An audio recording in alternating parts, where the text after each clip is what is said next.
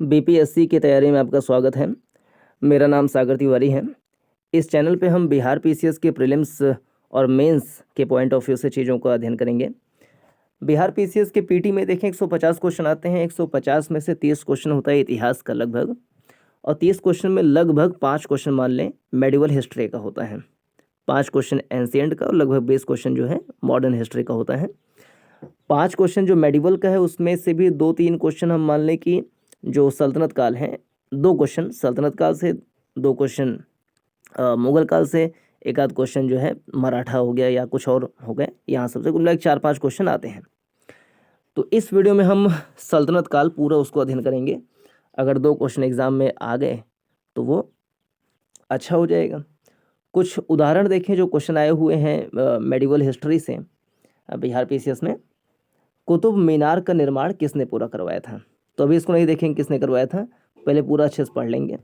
बाकी आपको पता है किसने पूरा करवाया था, इल्तुतमिश ने पूरा करवाया था।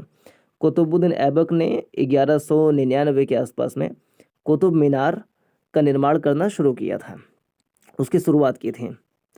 एक सूफी संत थे बख्तियार काकी करके, उनकी याद में उसको बनवाना शुरू किया, लेकिन पूरा करवाए थे इल्तुतमिश। तो इसमें ए सही है। कुतुबुद्दीन ऐबक गुलाम राजवंश का संस्थापक था। उसने कुतुब मीनार का निर्माण प्रसिद्ध सूफी संत ख्वाजा कुतुबुद्दीन बख्तियार काकी की याद में शुरू किया था, लेकिन वह सिर्फ पहली मंजिल पूरी करा सका था। इल्तुतमिश ने बाद में इसे पूरा करवाया।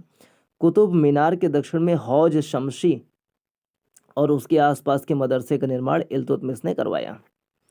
ठीक है। फिर 67th बीपीएससी में पूछा कि वह मुस्लिम शासक कौन था जिसका साम्राज्य दारुल इस्लाम का हिस्सा माना जाता है? तो इल्तुतमिश है। इसमें दारुल इस्लाम का हिस्सा माना जाता है इल्तुतमिश। अन्हिलवाड़ के युद्ध में कुतुबुद्दीन ऐबक ने इल्तुतमिश को खरीद लिया। कभी ऐसे पूछे कुतुबुद्दीन ऐबक ने इल्तुतमिश को किस युद्ध में खरीद लिया? तो अन्हिलवाड़ का युद्ध। उसे दिल्ली सल्तनत का वास्तविक संस्थापक माना जाता है इल्तुतमिश को।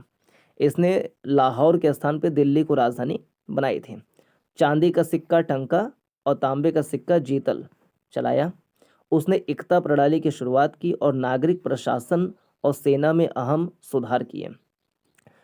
चाहलगानी या चालीसा 40 का समूह इसके रूप में जाने जाने वाले दासों की एक आधिकारिक कुलीन वर्ग का गठन किया इल्तुतमिश ने। ठीक है। सल्तनत काल में सार्वजनिक वितरण प्रणाली किसने शुरू की? अलाउद्दीन खिलजी ने शुरू की। ये 66 बीपीएससी में पूछा है। अलाउद्दीन खिलजी सल्तनत काल में सार्वजनिक वितरण प्रणाली शुरू करने वाला पहला शासक था।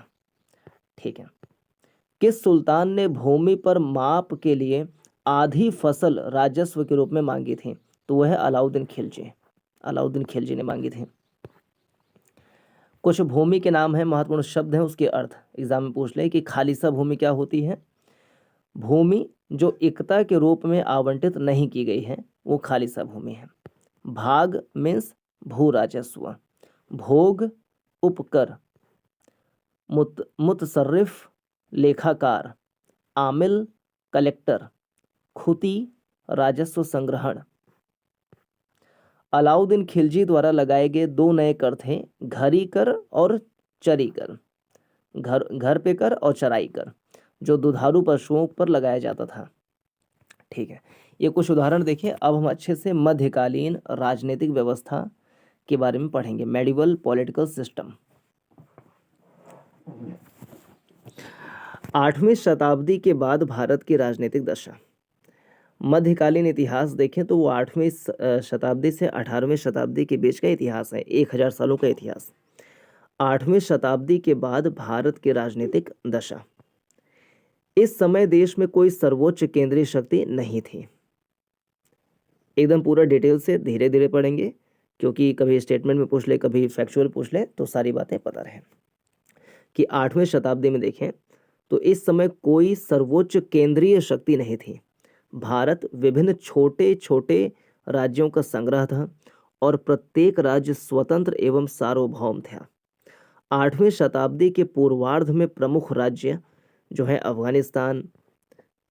8वीं शताब्दी के पहले जो प्रमुख राज्य हैं अफगानिस्तान, कश्मीर, नेपाल, कामरूप, है ना, कन्नौज, बंगाल, सिंध, ये सब थे। तो इन सब के बारे में 4 लाइन देख लें। अफगानिस्तान। अरब आक्रमण के समय अफगानिस्तान में एक ब्राह्मण वंश का शासन था। मुसलमान लेखकों ने इस वंश को हिंदू शाही साम्राज्य अथवा काबुल या काबुल जाबुल का साम्राज्य कहा है। अरब आक्रमण के समय अफगानिस्तान में किसका शासन था? एक ब्राह्मण वंश का शासन था। कश्मीर। 7वीं शताब्दी में कश्मीर में दुर्लभ वर्धन ने कारकोट वंश की स्थापना की। 7वीं शताब्दी में कश्मीर में कारकोट वंश की स्थापना किसने की? दुर्लभ वर्धन ने की। हुएन सांग ने उसके शासनकाल में कश्मीर की यात्रा की। दुर्लभ वर्धन का उत्तराधिकारी दुर्लभक हुआ, जिसने प्रतापादित्य की उपाधि धारण की। कश्मीर के इतिहास का प्रमुख स्रोत कल्हड़ द्वारा संस्कृत श्लोकों में रचित राजतरंगिणी है, जो ऐतिहासिक दृष्टि से एक अभिनव ग्रंथ है। कश्मीर के शासकों में ललितादित्य मुक्तापीड, जो लगभग 724 ईस्वी में सिंहासन पर बैठा, का साम्राज्य पूर्व में बंगाल, दक्षिण में कोंकण, उत्तर पश्चिम में तुर्कमेनिस्तान, उत्तर पूर्व में तिब्बत तक विस्तृत था। तो ललितादित्य मुक्तापीड कहाँ का शासक था? कश्मीर का शासक था, 724 ईस्वी में, 8वीं शताब्दी के पूर्वार्ध में। वह कारकोट वंश का प्रतापी शासक था। उसके समय में सूर्य देवता के लिए मार्तंड मंदिर बनवाया गया। तो सूर्य देवता का मार्तंड मंदिर बनवाया गया किसके शासनकाल में? ललितादित्य मुक्तापीड के शासनकाल में। और दुर्लभ वर्धन ने कारकोट वंश की स्थापना की और एक प्रमुख शासक हुआ ललितादित्य मुक्तापीड। उसके समय मार्तंड मंदिर, सूर्य देवता का मार्तंड मंदिर बनवाया गया। 740 ईस्वी के लगभग उसने कन्नौज के राजा यशोवर्मन को पराजित किया। 760 ईस्वी में ललितादित्य की मृत्यु हो गई। कारकोट वंश का अंतिम महान शासक विनयादित्य जयापीड़ हुआ, जिसने भी कई विजय अभियान का संचालन किया। फिर नेपाल। 7वीं शताब्दी में नेपाल, जिसके उत्तर में तिब्बत, दक्षिण में कन्नौज का राज्य था। नेपाल तिब्बत व कन्नौज के बीच में मध्यवर्ती राज्य था। ऐसे पूछे 7वीं शताब्दी में नेपाल किसके बीच का मध्यवर्ती राज्य था? तो तिब्बत व कन्नौज के बीच के मध्यवर्ती राज्य था। अंशुवर्मन ने नेपाल में वैश्व ठाकुरी वंश की नींव रखी। नेपाल में वैश्व ठाकुरी वंश की नींव किसने रखी? अंशुवर्मन ने। उसने तिब्बत के साथ मैत्री संबंध स्थापित किए। उसने अपनी कन्या का विवाह तिब्बत के शासक के साथ किया, अंशुवर्मन ने। हर्ष की मृत्यु के बाद तिब्बत व नेपाल की सेना ने चीन के राजदूत वांग होंगसे को कन्नौज के सिंहासन का अपहरण करने वाले अर्जुन के विरुद्ध सहायता प्रदान की। कामरूप असम में है। हर्ष के समय कामरूप में भास्कर वर्मन का शासन था। एग्जैक्ट यही लाइन जो है बीपीएससी 17वीं बीपीएससी में पूछा गया 2024 में कि हर्ष के समय कामरूप का शासक कौन था? तो भास्कर वर्मन था। 17th बीपीएससी में प्रश्न पूछा था कि हर्ष के समय असम का, है ना, हर्ष के समय निम्नलिखित में से किस शासक ने हर्ष के समय असम पर शासन किया? तो हर्ष के समय कामरूप में, कामरूप माने असम, हर्ष के समय कामरूप में भास्कर वर्मन का शासन था। यहाँ से क्वेश्चन उठा लिया आराम से। हर्ष की मृत्यु के उपरांत उसने अपने राज्य की स्वतंत्रता की घोषणा की। ठीक है। यह प्रतीत होता है कि वह अधिक समय तक स्वाधीन न रह सका। भास्कर वर्मन ने लगभग 650 ईस्वी तक शासन किया। भास्कर वर्मन के बाद उसका वंश समाप्त हो गया। कालांतर में कामरूप पाल साम्राज्य का अंग बन गया। ठीक है।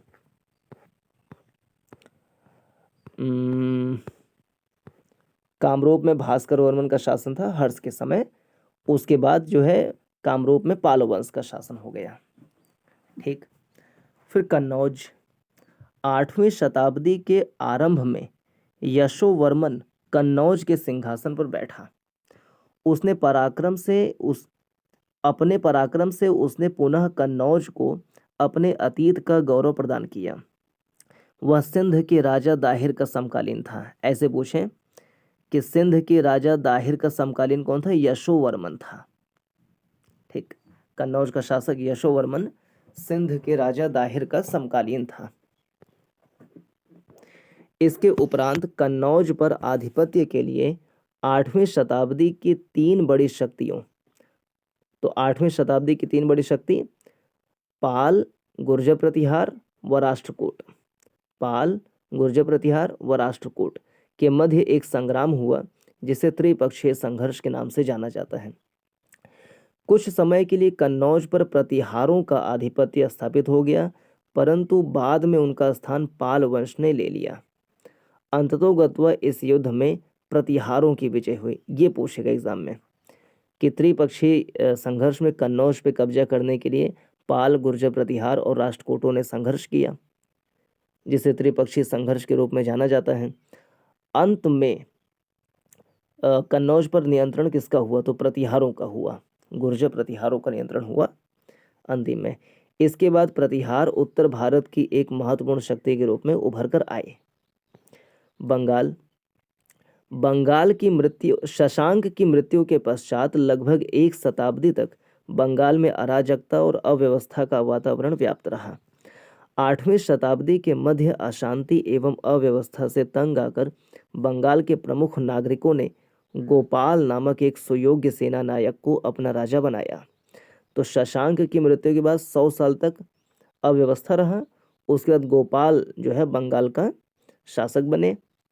गोपाल 750 से 770 ईस्वी ने जिस नवीन राजवंश की स्थापना की उसे पाल वंश कहा जाता है। पाल वंश का संस्थापक गोपाल 750 से 770 ईस्वी।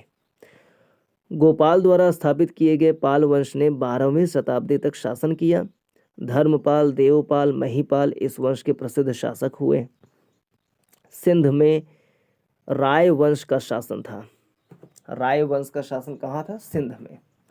सिंध में राय वंश का शासन था। राय वंश का अंतिम शासक राय साहसी द्वितीय था। ब्राह्मण मंत्री चाच ने उसके उपरांत उसके राज्य पर अधिकार करके ब्राह्मण वंश की नींव रखी। चाच के पश्चात चंदर व चंदर के बाद दाहिर गद्दी पर बैठा। चाच, चंदर, दाहिर। इसी सिंध राजा दाहिर ने सिंध आक्रमण के समय अरबों का सामना किया। भारत पर अरबों का आक्रमण। भारत पर आक्रमण की सूचना कतिपय राजपूत अभिलेखों, विदा दूरी की पुस्तक किताब फतूह अल बलदान, देखो ये पूछेगा किताब फतूह अल बलदान किसने लिखी? तो विदा दूरी। विदा दूरी। किताब फतूह अल बलदान के लेखक कौन है? विदा दूरी। और फारसी ग्रंथ चचनामा से मिलती है।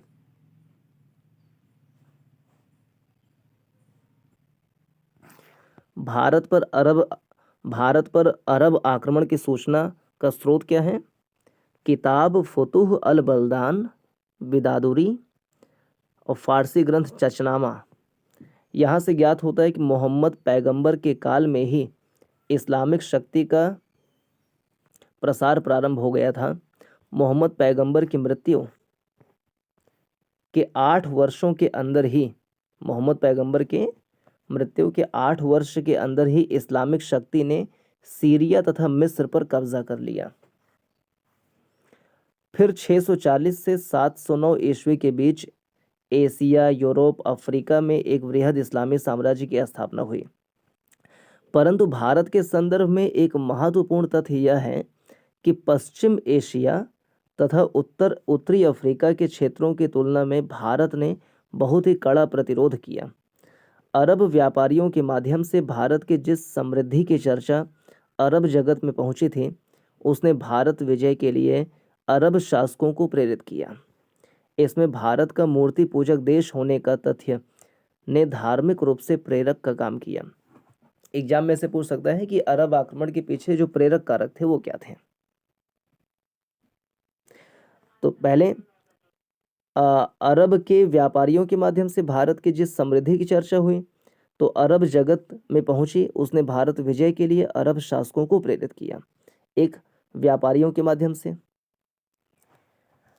इसमें भारत का मूर्ति पूजक देश होने का तथ्य भी धार्मिक रूप से प्रेरक का काम किया, तथा भारत की राजनीतिक एवं सामाजिक परिस्थितियों ने इन आक्रमणों के लिए आधार भूमि का कार्य किया।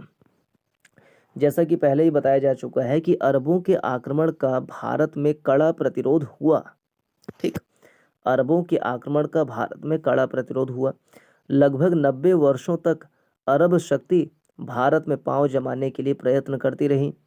अंत में अरब के गवर्नर अल हज्जाज ने अपने दामाद मोहम्मद बिन कासिम को 712 ईस्वी में सिंध विजय के लिए भेजा। ठीक, अरब के गवर्नर अल हज्जाज ने अपने दामाद मोहम्मद बिन कासिम को 712 ईस्वी में सिंध विजय के लिए भेजा। इसके लिए यद्यपि कारण बताया गया, कुछ समुद्री डाकुओं द्वारा चीन से आ रहे शाही अरबी जहाज को लूट से न बचा सकने की दाहिर की असफलता तथा इसके बदले दाहिर द्वारा मुआवजा देने से इनकार करना। तो ये कारण बताया जाता है कि सिंध पर आक्रमण के पीछे कारण क्या बताया गया, कुछ समुद्री डाकुओं द्वारा चीन से आ रहे शाही अरबी जहाज को लूट से न बचा सकने की दाहिर की असफलता तथा इसके बदले दाहिर द्वारा मुआवजा देने से इनकार करना। परंतु गहराई से पर्यवेक्षण करने पर यह ज्ञात होता है कि भले ही यह सिंध विजय का तात्कालिक कारण हो सकता है, परंतु सिंध विजय का वास्तविक कारण अरब शक्ति की धन लोलुपता ही थी। अरब शक्ति की धन लोलुपता ये कारण थे। मोहम्मद बिन कासिम के लिए सिंध विजय का काम तात्कालिक परिस्थितियों के कारण अपेक्षाकृत आसान हो गया। वस्तुतः सिंध का तात्कालिक शासक दाहिर एक कुशल सेनापति नहीं था, अतः उसने कुछ महत्वपूर्ण सैनिक भूल की। दूसरे, सिंध उस समय उत्तराधिकार के विवाद तथा गृह कलह के कारण भी विभाजित था। तीसरे, सिंध के शासक दाहिर का पिता चच एक वैध शासक नहीं था, अतः उसे जनता का समर्थन भी प्राप्त नहीं था। ये सब कारण हैं हार के। भारत पर तुर्कों का आक्रमण, तो पहले अरबों का आक्रमण हुआ, फिर तुर्कों का आक्रमण होगा। एक तुर्की अधिकारी सुबुक्तगीन ने 10वीं सदी के अंत में गजनी में एक छोटे से राज्य को संगठित किया। ठीक, एक तुर्की अधिकारी सुबुक्तगीन ने 10वीं सदी के अंत में गजनी में एक छोटे से राज्य को संगठित किया। उसने मध्य एशिया के कुछ क्षेत्र तथा सिंधु नदी के आसपास के क्षेत्र पर कब्जा कर गजनी के राज्य का विस्तार किया। सुबुक्तगीन की मृत्यु के पश्चात उसका पुत्र महमूद 998 ईस्वी में गजनी का राजा बना। तो महमूद गजनवी का पिता था सुबुक्तगीन, तो 998 में महमूद गजनवी गजनी का राजा बना।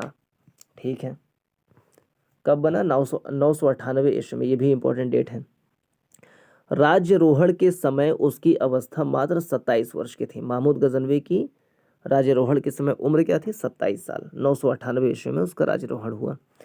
महमूद गजनवी ने गजनी के राज्य को एक साम्राज्य में तब्दील कर दिया। उसने ख्वारिज्म, सिस्तान यानी पश्चिम एशिया आदि क्षेत्र पर कब्जा किया। उसके विस्तार की मुख्य महत्वाकांक्षा मध्य एशिया में ही थी। वस्तुतः मध्य एशिया में तुर्कमेनिस्तान आदि क्षेत्र चीन एवं भूमध्य सागरीय क्षेत्र के बीच व्यापारिक मार्ग पर अवस्थित था, अतः इस क्षेत्र का विशेष आर्थिक महत्व था। पश्चिम एशिया में प्रसार के लिए उसको व्यापक धन की आवश्यकता थी, जिसके लिए वह भारत की तरफ देख रहा था। ठीक है, तो महमूद गजनवी भारत की ओर आक्रमण किया। उसके पीछे एक कारण ये था, पश्चिम एशिया में प्रसार के लिए उसको व्यापक धन की आवश्यकता थी। भारतीय भूभाग पर उसने सर्वप्रथम हिंदू शाही वंश के विरुद्ध आक्रमण किया तथा इस वंश के पतन तक निरंतर उसका आक्रमण होता रहा। महमूद को शाही वंश की राजधानी उद्भांडपुर से अतुल संपत्ति प्राप्त हुई थी। तो ये बात देखें कि महमूद गजनवी को शाही वंश की राजधानी उद्भांडपुर, शाही वंश की राजधानी क्या थी? उद्भांडपुर, वहां से खूब संपत्ति प्राप्त हुई थी। उसने 1006 से 1008 में मुल्तान तथा पंजाब पर आक्रमण किया। 1006 से 8 के बीच में मुल्तान तथा पंजाब पर आक्रमण किया। मुल्तान में उसने अपने अधीन सुखपाल को शासक बनाया। किसको? मुल्तान में सुखपाल को शासक बनाया तथा यहाँ से भी प्रभुत मात्रा में धन को प्राप्त किया। 1009 में उसने अलवर स्थित नारायणपुर नामक प्रसिद्ध व्यापारिक शहर पर आक्रमण कर इसे खूब लूटा। महमूद ने भारत पर कुल 17 बार आक्रमण किया। 1010 के पश्चात उसने मंदिर क्षेत्रों को अपना निशाना बनाया, क्योंकि अब तक वह मंदिरों की संपन्नता से परिचित हो चुका था। 1014 में उसने थानेश्वर के चक्र स्वामी मंदिर पर हमला किया। ठीक, 1014 में महमूद गजनवी ने थानेश्वर के चक्र स्वामी मंदिर कहाँ? थानेश्वर, उस पर हमला कर उसे लूट लिया। इस प्रकार मथुरा, कन्नौज और सोमनाथ का उदाहरण भी लिया जा सकता है। महमूद गजनवी का सबसे प्रसिद्ध आक्रमण काठियावाड़ क्षेत्र में स्थित सोमनाथ मंदिर पर हुआ। यह मंदिर समूचे भारत में अपनी पवित्रता, गौरव, समृद्धि के लिए विख्यात था। महमूद को इस आक्रमण में प्रभूत मात्रा में धन प्राप्त हुआ। वस्तुतः महमूद का भारतीय मंदिरों पर आक्रमण धन प्राप्ति की लालसा से प्रेरित था। उस काल में मंदिरों में काफी धन एकत्रित होता था, अतः ये मंदिर शीघ्र ही आक्रमणकारियों को आकर्षित कर लेते थे। फिर भी मुस्लिम जगत में अपने विशेष स्थान को सुरक्षित करने के लिए उसने धन के साथ साथ धर्म का भी उपयोग किया तथा बुत शिकन यानी मूर्ति भंजक की उपाधि धारण की। बुत शिकन की उपाधि किसने धारण की? महमूद गजनवी ने। किंतु चाहे उद्देश्य अथवा कारण जो भी हो, महमूद गजनवी के उत्तर भारत के आक्रमण ने भारतीय जनता के मस्तिष्क पर एक गहरा मनोवैज्ञानिक प्रभाव छोड़ा, जिसकी वजह से एक लंबे काल तक भारत में तुर्कों को आक्रमणकारी के रूप में ही देखा गया। मोहम्मद गौरी ने भारत के विरुद्ध अपना पहला सैनिक अभियान 1175 में मुल्तान तथा उच्च पर। ये पॉइंट इंपॉर्टेंट है। मोहम्मद गौरी ने पहले महमूद गजनवी देखे जो 998 में सिंहासन पर बैठा गजनी पे। उसके पिता का नाम सुबुक्तगीन था।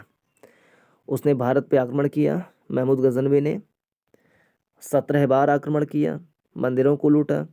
थानेश्वर का चक्र स्वामी मंदिर उसको लूटा, मथुरा में कन्नौज के मंदिर को लूटा, फिर गुजरात में सौराष्ट्र में सोमनाथ मंदिर उसको लूटा और खूब सारे धन संपत्ति उसको मिला। फिर आए मोहम्मद गौरी। मोहम्मद गौरी ने भारत के विरुद्ध अपना पहला सैनिक अभियान 1175 में मुल्तान तथा उच्च पर किया। मोहम्मद गौरी का भारत पर पहला आक्रमण कब हुआ? 1175 में। कहाँ हुआ? मुल्तान तथा उच्च में।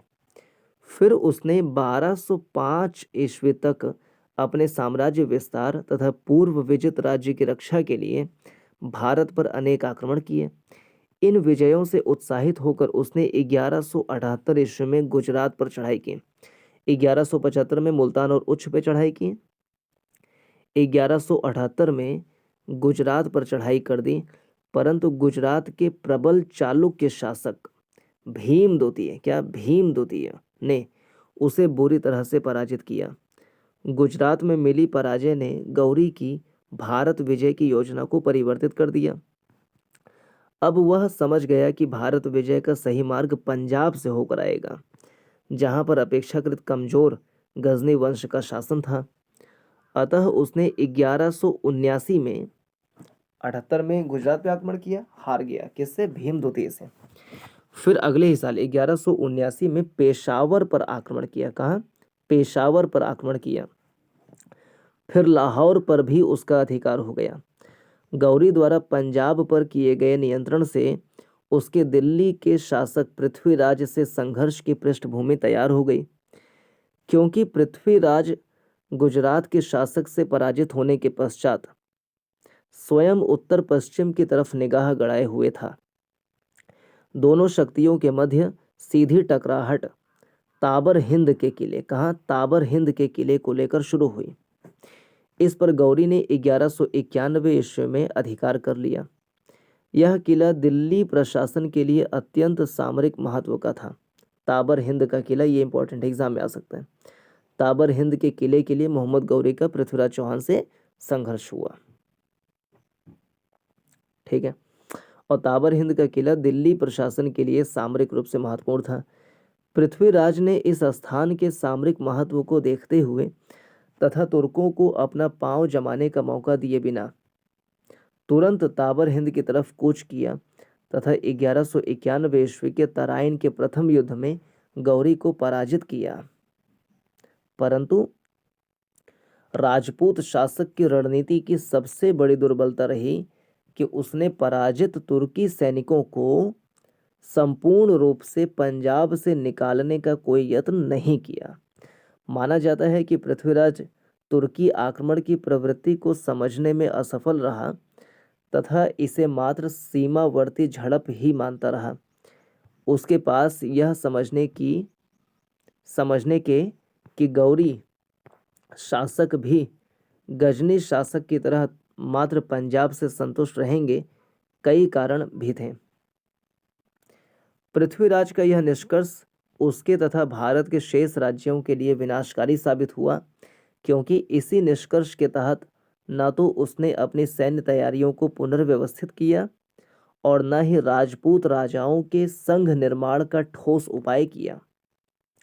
इसका दुष्परिणाम अगले ही साल 1192 में सामने आया, जब गौरी की पूरी तरह से व्यवस्थित सेना पुनः तराइन के मैदान में पृथ्वीराज से लोहा लेने के लिए खड़ी मिली। तराइन के दूसरे युद्ध में यद्यपि पृथ्वीराज ने राजपूत राज्यों का एक संघ बनाने का यत्न किया, परंतु असफल रहा। उसकी सेना में दिल्ली के पृथ्वीराज समेत अनेक अधीनस्थ शासकों की सेना थी, तथापि यह मजबूती की बजाय कमजोरी का स्रोत ही बना। अंततः पृथ्वीराज की पराजय हुई। इस पराजय ने भारत के भीतरी प्रदेशों में तुर्की विस्तार का मार्ग प्रशस्त कर दिया। इस विजय ने राजपूत राज्यों के विनाश का मार्ग भी प्रशस्त कर दिया। यद्यपि कुछ समय के लिए गौरी ने सभी विजित क्षेत्रों के प्रशासन को तुरंत अपने हाथों में नहीं लिया शुरुआत में, क्योंकि यह सुविधाजनक नहीं था। जहां राजपूत शासकों ने उसकी प्रभुता को स्वीकार कर लिया, वहां उन्हें शासन करते रहने दिया। इसके बावजूद अब राजपूत राज्यों के लिए पुनर्संगठित होने का अवसर नगण्य ही रहा था। गौरी की भारत विजय किसी तुर्की आक्रमणकारी की अकस्मात विजय नहीं थी, बल्कि यह एक शक्तिशाली विजेता के प्रयासों का परिणाम था, जिसका स्पष्ट लक्ष्य था भारत में तुर्की राज्य की स्थापना करना। तो भारत में तुर्कों के आक्रमण का उद्देश्य क्या था? भारत में तुर्की राज्य की स्थापना करना। ये बात ध्यान रहे अच्छे से। महमूद गजनवी के आक्रमण का उद्देश्य था भारत से धन संपदा को लूटना, लेकिन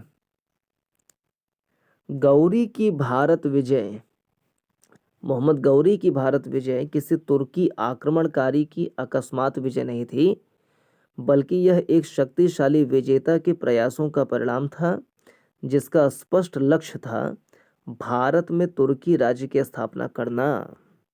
एग्जाम में पूछ ले से कि मोहम्मद गौरी का भारत पे आक्रमण करने का स्पष्ट लक्ष्य क्या था? केवल धन संपदा को लूटना, केवल ये करना, केवल वो करना? तो भैया स्पष्ट लक्ष्य था भारत में तुर्की राज्य की स्थापना करना। यहाँ कन्फ्यूजन हो सकता है। महमूद गजनवी पूछेगा तो वहाँ पे भारत में तो मतलब गजनी साम्राज्य की स्थापना करना उद्देश्य नहीं था, वहाँ पे खाली धन माल को लूटना उद्देश्य था। लेकिन तुर्की या मोहम्मद गौरी के भारत आक्रमण का स्पष्ट लक्ष्य था भारत में तुर्की राज्य की स्थापना करना। भारत पर तुर्कों की विजय का प्रभाव। तुर्क आक्रमण के पश्चात भारत में बहुराज्य तंत्र की समाप्ति हो गई। ठीक, तुर्क आक्रमण के पश्चात भारत में बहुराज्य तंत्र की समाप्ति हो गई। तुर्कों के आगमन से भारत की पुरानी प्रथाएं कमजोर हुईं और नए संपर्कों व संबंधों का उदय हुआ। राजनीतिक दृष्टि से अब सामंतवाद की जगह केंद्रीकृत निरंकुश प्रणाली का उदय हुआ। सामंतवाद की जगह केंद्रीकृत निरंकुश प्रणाली का उदय हुआ। आर्थिक दृष्टि से शहरी अर्थव्यवस्था का उदय हुआ। व्यापार में एक नई गति आई। कानून प्रणाली, सीमा शुल्क विनियमों और मुद्रा के एक समान होने से सौदागरों की गतिविधियों का विस्तार हुआ और वे एक स्थान से दूसरे स्थान पर सुविधा पूर्वक आने जाने लगे। तुर्कों की विजय का प्रभाव सैनिक क्षेत्र में भी पड़ा। भारतीय सेनाओं के स्वरूप और गठन तथा उनकी भर्ती और रखरखाव की पद्धतियों में परिवर्तन आया। अब युद्ध करना किसी एक जाति या वर्ग का विशेषाधिकार नहीं रह गया। सामंती सेनाओं के स्थान पर दृढ़ स्थायी सेनाओं की व्यवस्था की गई, जिनमें केंद्र द्वारा सैनिक भर्ती किए जाते थे। तुर्कों की विजय से अब प्रशासन की भाषा फारसी हो गई। इससे प्रशासन की भाषा में एकरूपता आई। तुर्कों की विजय से प्रशासन की भाषा तुर्की हो गई, नहीं, फारसी हो गई। तुर्कों की विजय से भारत के लोगों में प्रचलित जाति व्यवस्था को जबरदस्त धक्का लगा। इसका परिणाम यह हुआ कि वे लोग जो जाति व्यवस्था के अंतर्गत पीड़ित थे, नए सुल्तानों के समर्थक हो गए। तुर्क अपने साथ भारत में नई प्रौद्योगिकी लेकर आए, जिससे अर्थव्यवस्था में संरचनात्मक परिवर्तन आया। नगरों के पुनरुद्धार के कारण ही मोहम्मद हबीब ने तुर्कों के आगमन को शहरी या नगरीय क्रांति की संज्ञा दी। ये एग्जाम में आ सकता है कि नगरों के पुनरुद्धार के कारण ही मोहम्मद हबीब ने तुर्कों के आगमन को, किसके, तुर्कों के आगमन को शहरी या नगरीय क्रांति की संज्ञा दी। किसने दी? मोहम्मद हबीब ने दी। इसके बाद दिल्ली सल्तनत की स्थापना होती है। इसको हम देखेंगे नेक्स्ट वीडियो में। इसमें अभी इतना ही रखते हैं। पूरा देखने के लिए धन्यवाद। नमस्कार, जय हिंद।